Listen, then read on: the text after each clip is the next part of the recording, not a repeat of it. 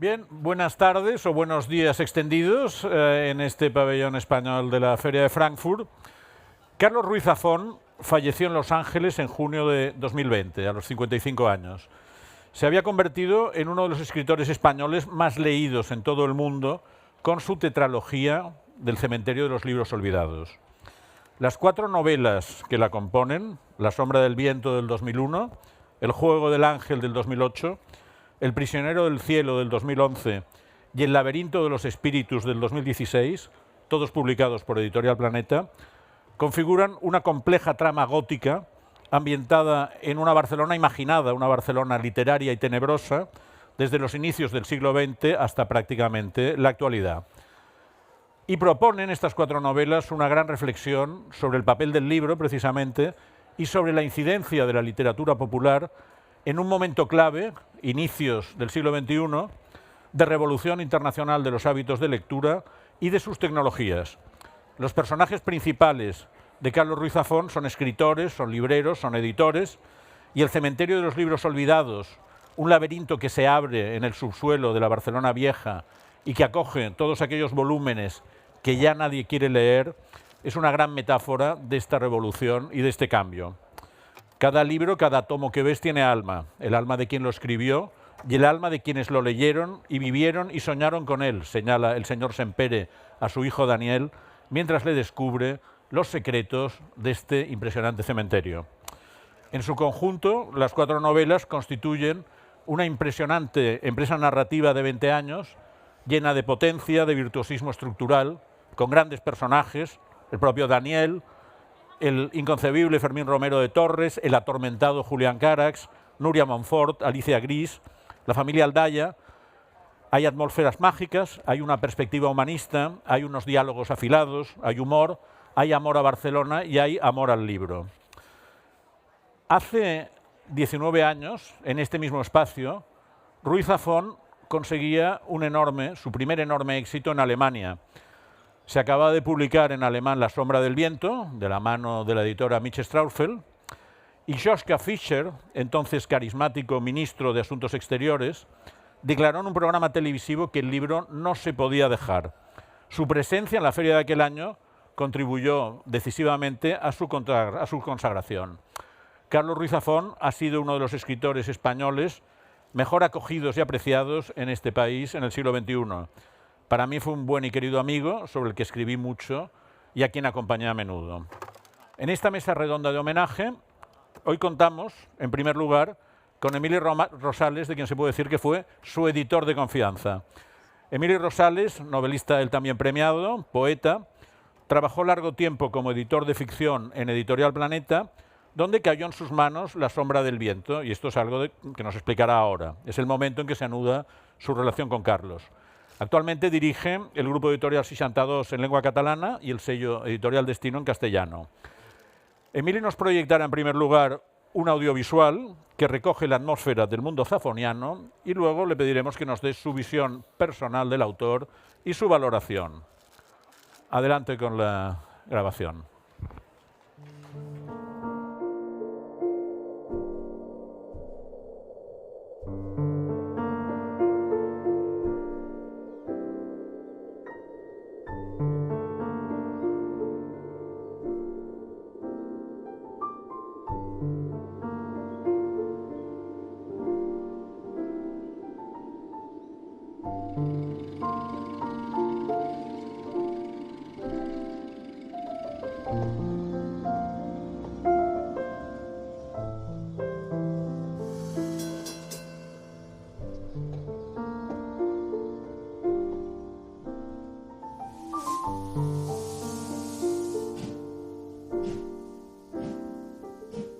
La ciudad de vapor despliega un mapa hasta ahora secreto que nos guiará por algunos de los pasajes del cementerio de los libros olvidados para revelar episodios del pasado.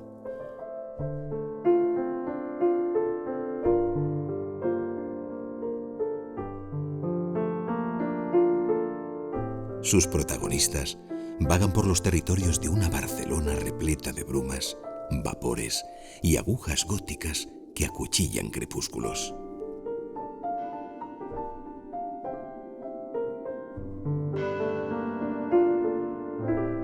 Carlos Ruiz Zafón dispuso sus historias como los tejados gaudinianos que recuerdan a las escamas de un dragón.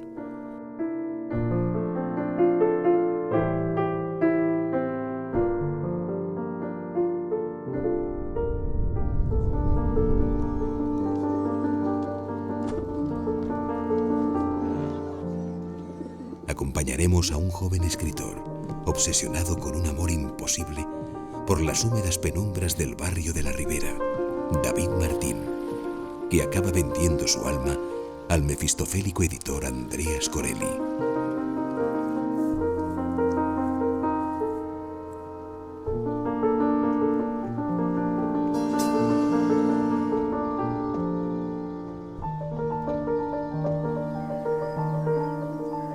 En la Barcelona de 1905, una muchacha padece dolores de parto a las puertas del cementerio del Este, mientras un manto de nieve cubre las estatuas de las tumbas.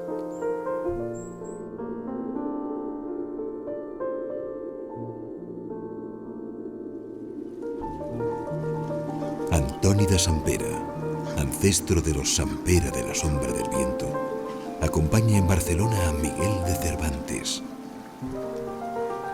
Algún día caerán las murallas y Barcelona se esparcirá bajo el cielo como una lágrima de tinta sobre agua bendita, vaticina el autor del Quijote.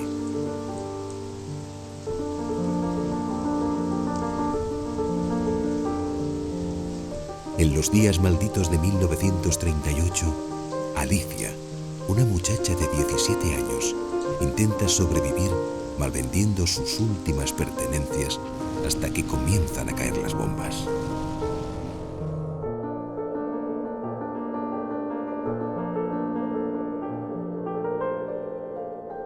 Recorremos un barrio gótico, alumbrado con farolas de gas, con una mujer de ojos blancos y labios negros. Basílicas y palacios entrelazados en un laberinto de callejones y túneles atrapados bajo una bruma perpetua.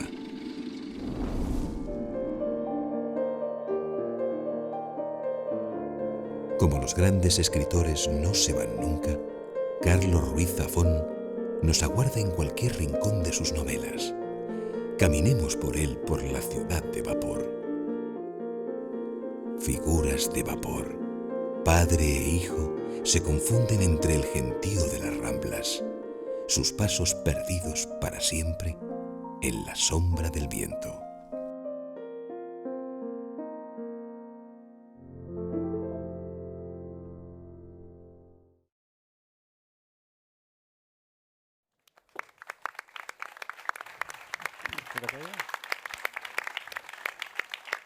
Bien, como podéis ver, es una grabación de apoyo a la ciudad de vapor, que es el libro póstumo de Carlos con sus relatos, y es a la vez una introducción a su mundo, y es a la vez la constatación que además de escritor era músico, componía algunas melodías, componía las bandas sonoras de su propia obra, y esto lo recoge aquí. Vamos a hacer primero una ronda con nuestros acompañantes sobre Carlos Ruiz Zafón, la persona, y luego hablaremos de Carlos Ruiz Zafón, la obra, de modo que empezaremos con Emili. Emili, ¿cómo llegó a tus manos La sombra del viento? ¿Por qué? ¿Y qué pasó? Bueno, gracias Sergio por este primer pase de un vídeo que es debido al magnífico equipo de Editorial Planeta y a Laura Frank especialmente al frente, y resume un poco imágenes de distintos libros que se han utilizado para hablar de distintos libros de Carlos Ruiz Zafón. El principio no fue bueno, porque La sombra del viento fue seleccionada por el jurado de un premio, del premio Fernando Lara, y entonces había que hablar con el autor, a quien yo no conocía. Marqué un número y ese número yo no sabía que era de Los Ángeles, con lo cual me contestó una voz dormida, eran las 3 de la mañana, y me dijo si podía llamarle en otro momento. Bueno, a partir de ese mal comienzo vino una larga amistad, hablamos mucho del libro, de cómo tenía que ser, y la primera vez que ya nos vimos en persona, nos vimos con Antonia Kerrigan, un gratísimo recuerdo de ese primer encuentro con nuestra querida Antonia, en un despacho que era diminuto y Carlos era muy grande. No cabíamos en ese despacho, pero ese día descubrí que Carlos Ruiz Zafón tenía, esto era el año 2000, tenía en la cabeza las 4 novelas que tardaría 16 años o 18, según se mire, en escribir. Es decir, tenía un plan perfectamente calculado, perfectamente ideado, tenía una ambición absoluta sobre este libro, sobre La sombra del viento y los 4 libros del cementerio de los libros olvidados.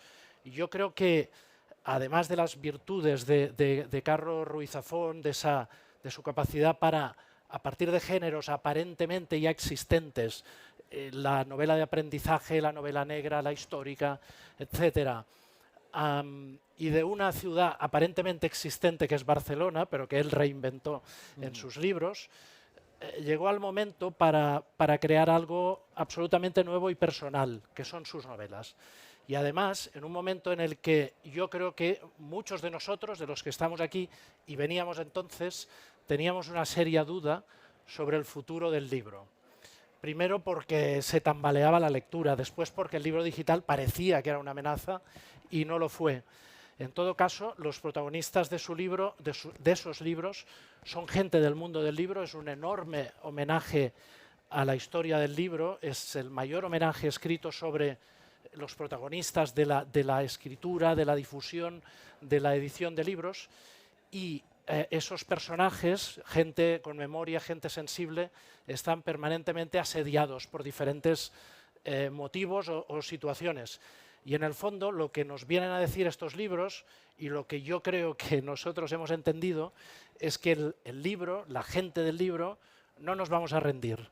Y esa es básicamente lo que han transmitido esos 4 libros, y al final la lectura que nos permite hacer a través de un genio de la escritura que es Carlos Ruiz Zafón, a través de una gran combinación de elementos solo al alcance de alguien que pueda manejar 2.500 páginas, porque son 4 libros, pero es una sola historia con 4 entradas distintas, pues ha conseguido convertir el cementerio de los libros olvidados en el icono más reconocible de la literatura del siglo XXI, por él mismo y también, insisto, porque al final toda esa tribu que somos nosotros, los del libro, nos hemos dicho con ese libro, y nos dice ese libro, que no nos rendimos, vamos a seguir, y estamos ahí, y estamos mejor todavía. Emili, ¿qué pasó cuando de repente este escritor que vivía en Los Ángeles, que había hecho novelas infantiles y juveniles, se encuentra con que estalla un éxito internacional impresionante y no visto hasta entonces en la literatura española? ¿Cómo le cambia el éxito a Carlos Ruiz Zafón? Mira, le cambia poco en el sentido de que... ¿Cómo era Carlos Ruiz Zafón? Sí, Carlos Ruiz Zafón, podemos hablar de 2 personajes que muchos de aquí conoceréis, que son Daniel Sempere y Fermín Romero. Fermín Romero es dicharachero, atrevido, irreverente, osado, todo lo que queráis, ¿no? Es un cómico, es alguien que te hace reír. Carlos se identificaba mucho con Fermín. Yo me he reído con Carlos hasta llorar. O sea, acabábamos llorando de tanto reír. Sé que todos tenéis la idea de él que era una persona reservada. Lo era, una cosa no es incompatible con la otra.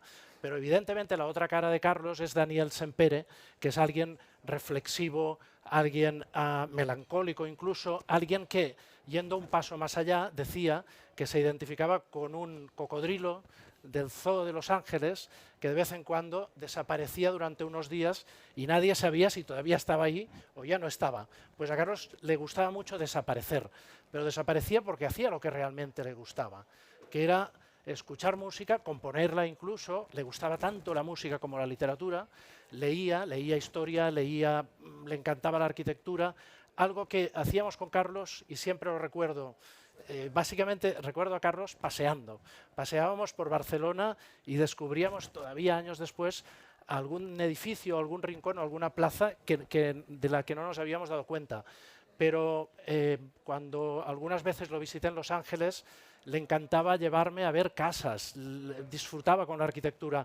En sus novelas se ve muy bien, hay una auténtica pasión y una brillantez descriptiva con los espacios, ¿no? Con las atmósferas, con las casas.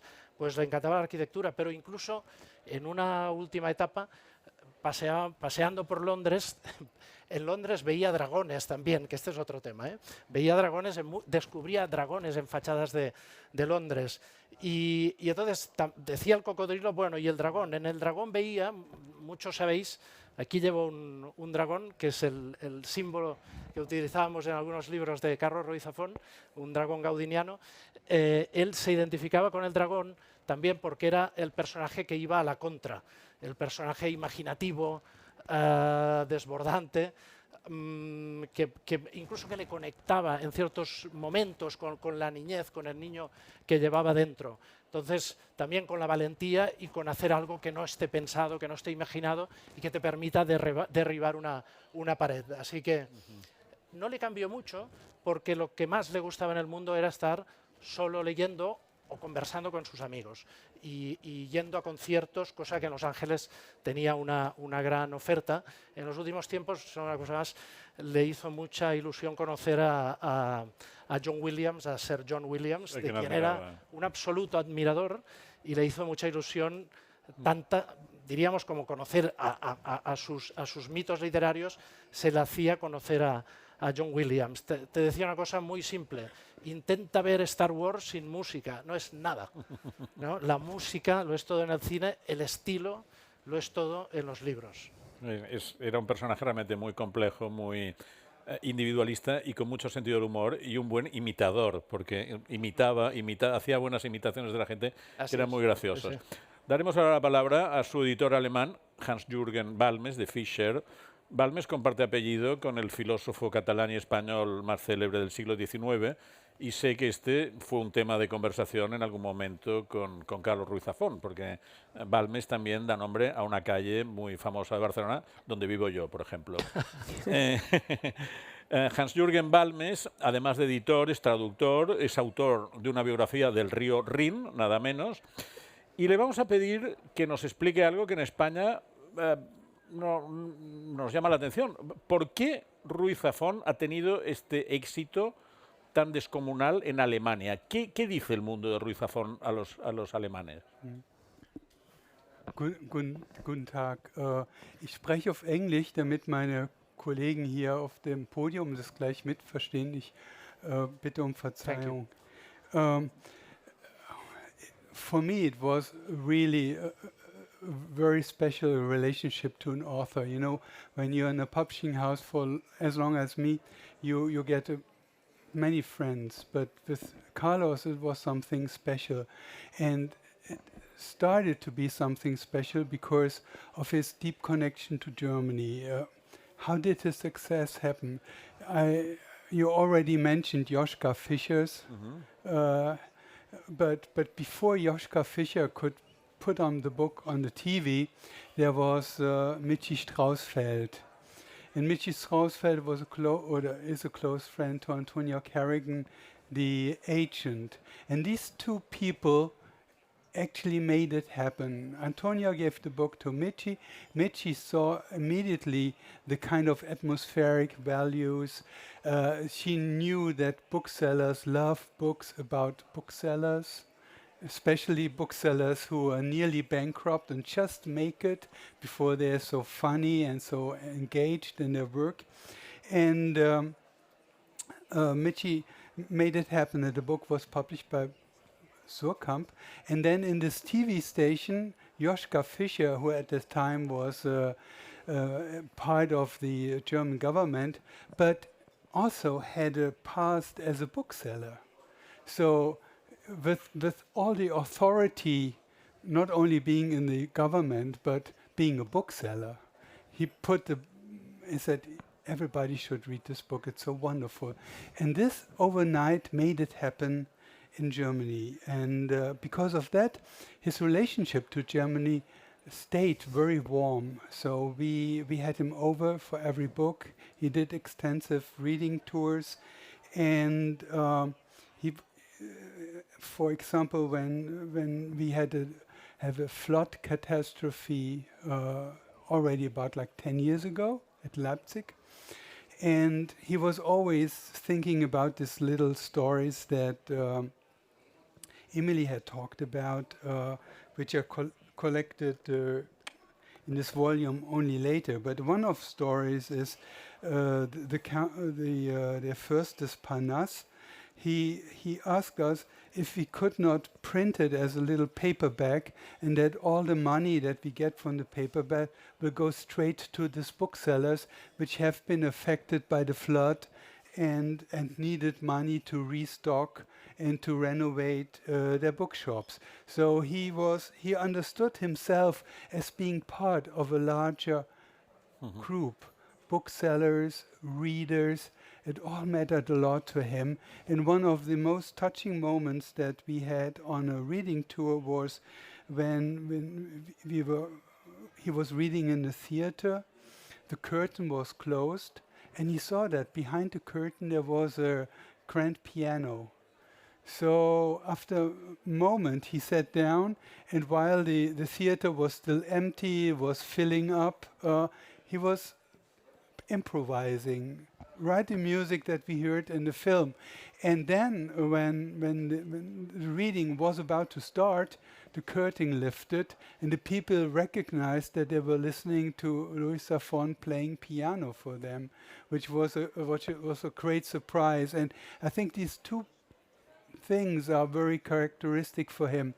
The one is his generosity in participating in something bigger than just selling a book, but he wanted to be an agent in the whole dynamics around his books. He wanted to know what will happen. He called and asked, did you do the marketing? Can I see the marketing? Is it enough marketing? So he was very involved in all aspects of the book, not only the translation, which was done by a friend of him, Peter Schwa, later by a translator who is present here, Frau Grüneisen. Hello, where are you? Oh, she's hiding. And his close friend Peter Schwa in Barcelona, translating these novels and just like giving him feedback on every chapter that he finished, because we sometimes started translating at the moment where you are still editing. So it was like again, it was a larger situation. And in this situation, he moved with generosity, but also he loved surprise, the surprise that the curtain lifts and he is there playing music. That was very special. Yeah. Gracias. Ahora te preguntaré otra cosa, pero en mor de la historia editorial voy a hacer una pequeña anotación un poco presuntuosa, pero me perdonaréis a tu comentario sobre cómo llega, porque falta un eslabón. De hecho, a Michi Strausfeld se lo recomendé yo este libro, porque Michi Strausfeld y yo nos veíamos una vez al año. Michi, que es una gran hispanista alemana, asesora de Schurkheim, etc., venía a España y una vez al año comíamos y me preguntaba, porque yo llevo el suplemento de libros de La Vanguardia, y Michi me preguntaba, ¿qué novedades hay? Y el año en que sale La sombra del viento, que yo lo cogí enseguida y me quedé muy fascinado y escribí muy rápido sobre este libro, quedamos con Michi y Michi me dice, ¿qué has leído últimamente? Le digo, Michi, hay un libro que no te puedes perder, que es La sombra del viento. Y entonces ella me hizo caso, lo leyó, quedó fascinada, y entonces ella llama a Antonia Kerrigan y Antonia le pasa el libro, pero digamos que yo tuve un pequeño papel mediador en este asunto. Y La Vanguardia ya lo había reseñado. Y La Vanguardia le habíamos apoyado. Sí. Pero te quería preguntar otra cosa. En España, Ruiz Zafón, a raíz del éxito de la tetralogía, se recupera, muy bien editada además, toda su literatura infantil y juvenil, que son los libros previos, y eso ha tenido también un gran alcance en las escuelas, institutos. Yeah. Mis hijos, por ejemplo, los leyeron, estaban en los programas. ¿Esto en Alemania también ha ocurrido? Yeah. Yeah. Yeah. Yes, I think that we started publishing at Fischer with his second novel, and then we followed up with Marina. And Marina was one of the biggest successes that he had, except Shadow of the Wind. And Marina is the book that is just like the gateway from the youth novels to his Shadow of the Wind novels. And I think we sold 500,000 copies in hardcover, which is something that you don't do on a daily basis. And he was very happy because he saw in this an acknowledgement of his writery quality that's already there in a book for young people, but not only for young people. And we then published the first books which are more dedicated to people, say readers about like 10 and 14 maybe, and because we thought, okay, we have to give a signal to the reader. This is Safon, this is great books, but it's for younger readers. And everything happened, everything was okay. And then suddenly we decided to recheck it, to put new covers on the book for adult readers. And again, the people came to these books and bought them as if they were new. So you could see that he had a followership of the readers which is so dedicated that they followed him through all incarnation of his talent. Yeah. Tenemos el privilegio de contar en esta mesa con Dolores Redondo. Es una de las realmente de las grandes figuras actuales de la narrativa en lengua castellana. Es una gran superventas. También autora no de una tetralogía, pero sí de una trilogía, la trilogía del Baztán, compuesta por El Guardián Invisible, Legado en los Huesos, Ofrenda a la Tormenta. Ha sido Premio Planeta 2016, llevada al cine, a la televisión, me imagino que a los podcasts y a más cosas que surjan, porque es una autora con esta capacidad de tocar un nervio muy popular, de conectar con una audiencia muy amplia. Dolores tuvo un primer indicio de contacto con Ruiz Zafón peculiar. Cuéntanos cómo pasó. Bueno, pues era el año 2013. Yo acababa de publicar mi novela El Guardián Invisible y era la primera vez que acudía a Sant Jordi, en Barcelona, al Día del Libro, y estaba tremendamente emocionada porque en la pausa que se hace a la hora de la comida se reúne a todos los autores que firman ese día y yo era como Cenicienta en palacio. Yo miraba a todas partes feliz por estar allí, porque me sentía privilegiada por poder estar entre todos esos que admiraba tanto. Y allá a lo lejos vi a Emili Rosales, que también es mi editor, seguramente gracias a que un día lo fue de Carlos, luego lo hablamos. Pero vi a Emili Rosales y estaba hablando con Carlos. Estaban solos, un poco separados de los grupos. Carlos solía querer estar tranquilo y se separaba un poco, o por lo menos así lo veía yo. Y la editora que me acompañaba, que sabía que admiraba muchísimo a Carlos, Silvia, me dijo: Dolores, está Carlos Ruiz Zafón. Y yo no hacía más que mirarle, pues alucinada, porque era como ver una aparición. Me dijo: ¿quieres que nos acerquemos y te lo presento? Y yo le dije: no, no quiero. Y no quise porque entre todos los autores que estaba conociendo esos días, bueno, yo estaba teniendo un éxito pues muy rápido. La novela se había publicado en enero y era abril y ya estaba en Sant Jordi firmando con gran éxito. El día anterior había conocido a varios autores y entre ellos un autor pues que tampoco tenía mucha importancia para mí, un autor cualquiera. Bueno, pues no fue muy amable conmigo, no estaba muy feliz de conocerme.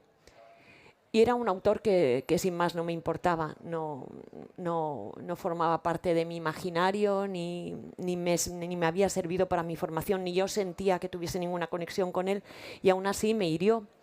Pero claro, cuando vi a Carlos allí y me propusieron conocerle, pensé que si Carlos era desagradable conmigo, no iba a poder superarlo nunca, porque él era la persona que más admiraba en el mundo y su literatura. Y el hecho de que él escribiera en su momento estos libros tuvieron tanto que ver con que yo escribiera los míos, que están a 1.000.000 de años luz, no tienen nada que ver, pero sí hay conceptos que tienen que ver con la magia y que tienen que ver con el paralelismo de poder entrar en otros mundos y sobre todo con el trato que él hizo del mal, el retratar el mal como entidad, que es algo que yo también hacía y que quería hacer, y que me atreví a hacerlo porque lo hizo el primero. Y seguramente tuve la inmensa suerte de dar con el mismo editor, porque muchos otros me habían rechazado porque eran incapaces de entender lo que yo estaba haciendo.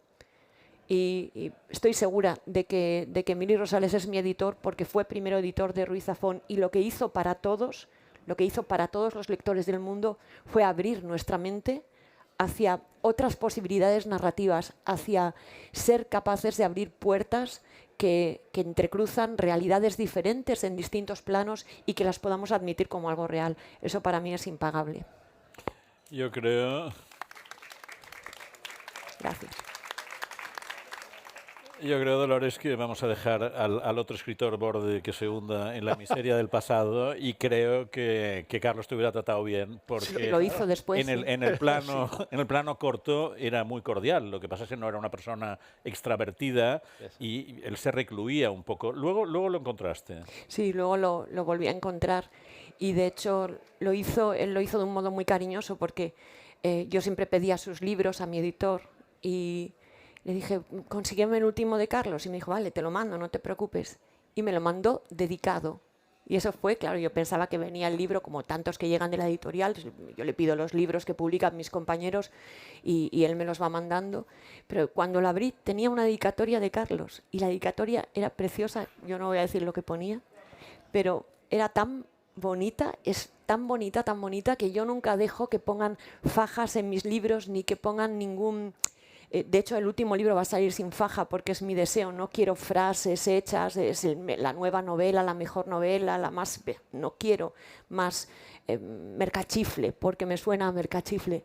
Sin embargo, su frase, sus palabras son lo único que consiento que aparezca como, bueno, pues porque lo considero un verdadero honor que él se dirigiese a mí en esos términos. Así que... Has dicho, y me ha parecido muy interesante, que le querías conocer porque le admirabas, y has dado varias razones por las cuales le admirabas, porque encarna el mal, porque abre puertas a otras realidades. De todos sus libros, ¿cuál es el que te parece más importante, el que te toca más, y por qué? Pues curiosamente el segundo, El juego del ángel, porque cuando me parece, yo ya había leído sus libros juveniles, y La sombra del viento me pareció entreabrir la puerta, pero en El juego del ángel se explaya, ya es como que pierde todos los cortafuegos posibles que podía haber puesto para acceder a la mente adulta, y ya es como si hubiera visto, ya he entrado y ahora os lo voy a mostrar todo. Y ahí, cuando se abre a realmente ya personificar el mal, atreverse a dar los pasos que se dan en la novela, me parece, bueno, fabuloso, me parece extraordinario. Los que conozcáis Cataluña, en el norte de Cataluña está el Valle de la Cerdaña, uno de los valles más bonitos de Europa, y la capital, Puigcerdá, tiene un lago, y en ese lago transcurre una de las escenas del Juego del Ángel, y actualmente está señalado, se puede pasear por allá, y el paseo por el lago de Puigcerdá te remite a las escenas de la novela de Carlos Ruiz Zafón. Con El cementerio de los espíritus, Ruiz Zafón cierra su tetralogía. Ha quedado un poco un spin-off, que eran estos relatos que habían publicado, 2 o 3 los habíamos publicado en La Vanguardia, que son los de La ciudad de vapor. Pero mi pregunta a Emili, que seguro que tiene la respuesta, o como mínimo sea tentativa, es ¿hacia dónde hubiera ido, una vez acabado este macroempeño, hacia dónde hubiera ido la narrativa de Carlos Ruiz Zafón, y hacia qué temas, y hacia qué escenarios? Se puede adivinar, porque si miras las 4 novelas juveniles o las 3 infantiles, más Marina, que es, como tú decías, el paso, el puente entre ambos mundos, hay algunos elementos que están presentes en todas ellas, incluso en la forma de escribir. Sin embargo, ese era un proyecto que le dejó exhausto. Es decir, cuando en el año 2000 me contaba con detalle cómo serían las 4 novelas, él no pensaba que tardaría 18 años en escribirlas, pensaba que tardaría menos. Y realmente se vació con estos libros, y los 2 años siguientes estaba todavía rehaciéndose, reponiéndose del esfuerzo que había significado. Y iba ensayando posibilidades que yo creo que no vale la pena contarlas porque nos van a frustrar todavía más, de cosas que podían ser. Pensaba en series de libros, es decir, nunca en un libro, sino en libros que fueran en una dirección. Y en las ecuaciones podía estar Barcelona, podía estar Nueva York, podía haber abogados y podía haber digamos, esos elementos oscuros o esos elementos que hacen que un personaje tenga el reto de desenvolverse en la vida diaria, cotidiana, que podía ser en alguna de esas ciudades, pero también con algo amenazante que está al otro lado y que Dolores ahora describía muy bien. Le tentaba desde siempre el mundo audiovisual, aunque justamente por ello creó una barrera y, como sabéis, tenía un discurso muy, muy trabado sobre por qué no llevar a la pantalla La sombra del viento y compañía, para que cada lector continuara imaginándose la cara de Daniel Sempere como quisiera o las atmósferas barcelonesas como quisiera, pero le tentaba la posibilidad y le tentaban evidentemente continuamente con hacer un guión de una serie o de una película, pero puedo decir, porque lo contrario no sería veraz, que no acabó de decidirse por ninguna de estas posibilidades, ni por algunas novelas que tenía en la cabeza y alguna muy bonita, pero no hay ni una página escrita, ni tampoco por volver a un mundo en el que había trabajado, que es el del audiovisual, y del que se fue porque no le gustaba la manera como tenía que trabajar, pero pensaba, ahora que podré imponer mis condiciones, quizá pueda meterme. Pero realmente no acabó de decidirse y, por supuesto, no dio el paso. Así que, cuando le sorprendió esa enfermedad tan cruel para él y para todos nosotros, sus amigos y sus lectores, él estaba en un tiempo de pensar qué hacía, tenía que dedicar mucho tiempo, y lo hacía con gran generosidad, a hablar de sus libros, no solo en su país, sino en todo el mundo, a hablar del final de la tetralogía y del conjunto del significado de esta gran obra. La única cosa que sí dejó preparada y en parte encargada a mí fue La ciudad de vapor, que consta de unos cuantos cuentos que, aunque se habían publicado de manera muy una cosa en un periódico, otra en una revista, otra en una separata, nunca juntas, no se podían leer seguidos, y 4 piezas más, una muy corta, inéditas, que iba diciendo, cuando pase un tiempo desde la 4ª novela, vamos a publicar esto. Incluso habíamos escogido la imagen de cubierta, que es la de la edición española y en algunos países, de hecho, porque la descartamos para El laberinto de los espíritus. Cuando escogíamos cubierta, que era uno de los momentos más fascinantes, porque detrás de Carlos había un publicista olvidado hacía 20 años, pero que reaparecía en el momento de escoger fotos, y iba coleccionando fotografías que le encantaban, en general barcelonesas, y de estos claroscuros, de este ambiente, digamos, a veces lúgubre, a veces luminoso. Nos gustaba muchísimo, le gustaba a él sobre todo, la foto que acabó siendo la cubierta de La ciudad de vapor, pero había alguna cosa ahí que no nos interesaba para El laberinto, y dijo, bueno, vale, me convenzo, pero esta me la guardas para el libro de cuentos, y aquí la tenéis. Aquí está. Hans-Jürgen, Carlos Ruiz Zafón era un novelista realmente muy original, muy peculiar, pero su obra despega en paralelo algunos otros fenómenos superventas de los años de la primera y segunda década del siglo XXI. ¿Cuáles serían para ti los paralelismos en la literatura internacional? ¿Qué autores crees que son, digamos, cómplices o paralelos al universo de Ruiz Zafón, insisto, en el panorama internacional?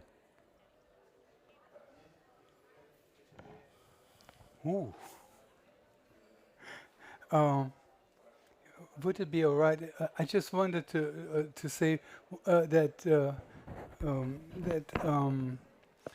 Carlos found it very funny that there was a street called Balmes. So every time he picked me up at the hotel, we first had to drive down the Balmes. Then sometimes we drove up to the Tibidabo, but he did this because his new novel that he was writing was taking place up there, and he wanted to show me the scene for the new novel. He explained, and then he jumps over this wall and jumps over this wall, and in the end he had to sign 300 copies of books that we have sent to Barcelona for German booksellers, and he was sitting in this restaurant up there, and he said, "Watch what's going to happen." And it happened. So as soon as he sat down and started to sign this 300 copies, which he did very fast, of course tourists came. And he says, "They are here because of the book." And they came and it was so funny. But at the same time, you could see there was some kind of pressure in Barcelona, because he's in the later years he was not so happy to come back because of private stories in the family. So Barcelona wasn't a sunny place, but you could feel the kind of tension between the city and him. And one of the first places that he showed me was the villa where he had met his later wife, Carmen Maria, and he just pointed out. So every time, first Carrera Balmes, second the house, and then something which is in the new novel. Why do I tell this? It shows you that his world was not a world that, okay, we can go up to the Tibidabo and pretend to have seen these walls, but they had a meaning for him which is only in the books, and therefore I think that many people who love his books, they are just like a special club, as the Harry Potter people are in a special club, and these clubs don't interconnect immediately. There's the Isabella Allende Club. So, what I see during the last years is that there are spontaneous groups created by books and readerships, and that they pretty much stay for themselves. Of course, people who read Safon also read Potter, but these are different kind of clubs. They're different kind of reading experiences, and the people want to relive them. They reread the books, but it's not that we can say, okay, these people they go for Jonathan Franzen next year or something like this. I could never find this, but the readers for him they're highly specialized. In the second novel that you also love so much.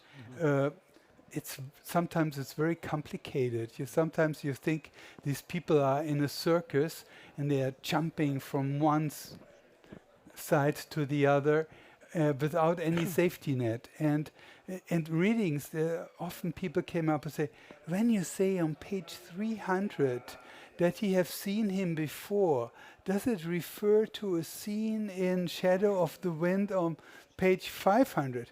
And he was always listening very closely, and then he says, yeah, perhaps, or I didn't mean this, but there's a scene there.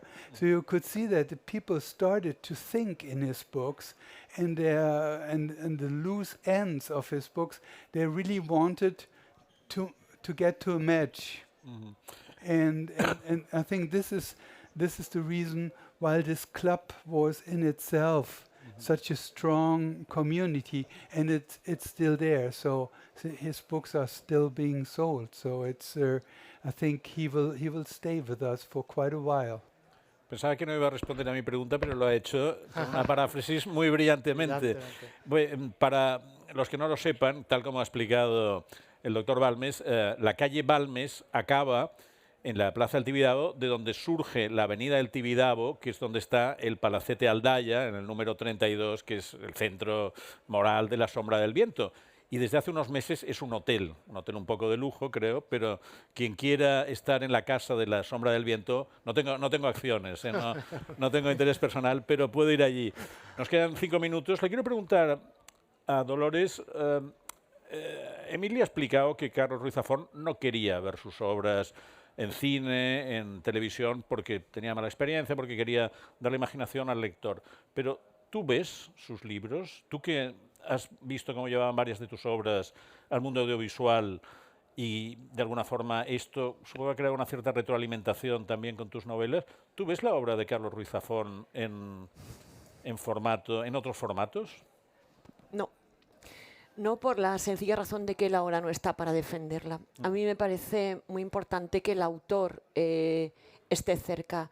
Creo que fue muy inteligente preservándolas hasta estar en una situación de poder que ya la tenía, y quizás si él siguiera con nosotros podríamos pensar en la posibilidad de que se adaptaran al cine, pero sin él no.